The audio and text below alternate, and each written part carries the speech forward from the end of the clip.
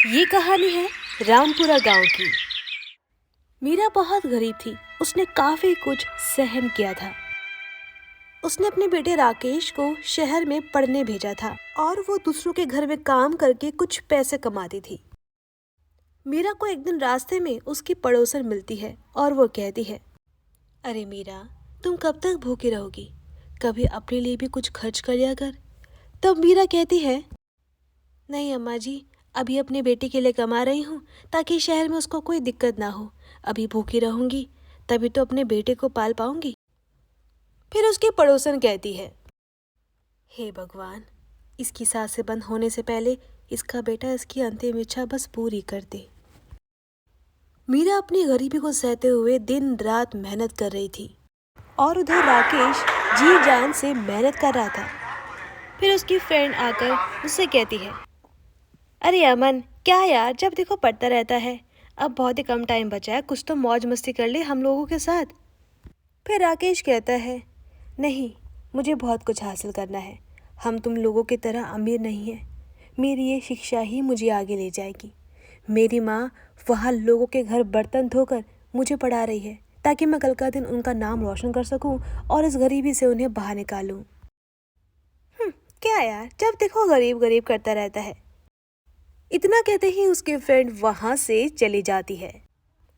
लेकिन एक दिन जिस घर में मीरा काम करती थी, उस घर की मालकिन आकर मीरा को कहती है, अरे मीरा, अब कल से काम पर मत आना। पर क्यों मालकिन, मुझसे कोई गलती हुई है क्या? अरे नहीं नहीं, अब हम लोग विदेश जा रहे हैं, अब वहीं रहेंगे हम लोग। फिर मीरा कहती है, पर मालकिन, मैं अपने घर का खर्चा कैसे चलाऊंगी? वो तो मुझे नहीं पता, वो तो खुद देख ले। और फिर मीरा पगार लेके घर आ जाती है। फिर मीरा घर आकर आगे के बारे में परेशान हो रही थी, तभी राकेश का फोन आता है। माँ, कैसे हो आप? मैं ठीक हूँ बेटा, तू कैसा है? माँ, आपको पता है, अब बस आखिरी फीस भरनी है, फिर एग्ज़ाम होंगे और रिजल्ट से पहले कंपनियाँ कॉलेज आएंगी भर्ती करने के लिए। अरे वाह बेटा, ये तो बहुत अच्छी बात है। चल, मैं बैंक में पैसे डाल दूंगी और तुम मन लगाकर वहाँ पढ़ाई करना बेटा। कुछ देर बातें करने के बाद मीरा फ़ोन कट कर देती है। मीरा कहती है, अभी की फ़ीस तो दे दूंगी, आगे की कैसे दूंगी? अब मुझे कहीं तो काम ढूंढना ही पड़ेगा। फिर मीरा को अगले दिन ईंटें ढोने का काम मिल जाता है और इतना भारी काम करके 2 महीने के बाद मीरा की तबीयत बहुत ज़्यादा ख़राब हो जाती है। लेकिन फिर भी मीरा हार नहीं मानती और वहाँ राकेश के एग्ज़ाम भी बहुत अच्छे हुए थे। और फिर कॉलेज में बड़ी कंपनियां इंटरव्यू के लिए आती है तो राकेश को शहर की सबसे बड़ी कंपनी में काम करने का ऑफर मिलता है।